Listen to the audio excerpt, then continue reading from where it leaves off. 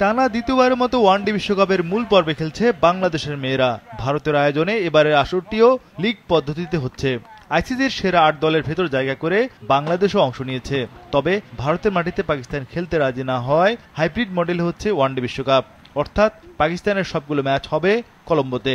এ কারণে আয়োজক ভারত হলেও পাকিস্তানি বিপক্ষে খেলার জন্য কলম্বোতে রয়েছে নিগার সুলতানা জ্যোতির দল।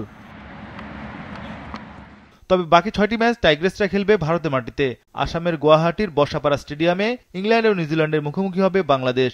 এরপর বিশাখাপত্তমে দক্ষিণ আফ্রিকা অস্ট্রেলিয়ার মুখোমুখি হবে। স্বাগতিক ভারত ও শ্রীলঙ্কার বিপক্ষে টাইগ্রেসদের ভেন্যু মুম্বাই।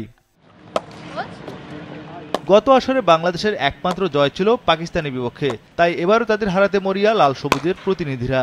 যদিও মেয়েদের বিশ্বকাপের জন্য প্রস্তুতিতে যথেষ্ট ঘাটতি রয়েছে, কোনো দলের বিপক্ষে সিরিজ খেলার সুযোগ পায়নি তারা, বরং অনূর্ধ্ব ১৫ ছেলেদের বিপক্ষে প্রস্তুতি ম্যাচ খেলেছে টাইগ্রেসরা। গত ৫ মাস ধরে কোনো আন্তর্জাতিক ম্যাচও খেলেনি বাংলাদেশের মেয়েরা।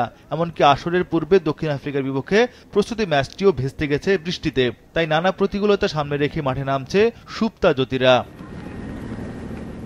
মারুফা ঝিলিকের মতো কারো কাছে এটাই প্রথম বিশ্বকাপ, তাই বাড়তি উন্মাদনা রয়েছে তাদের।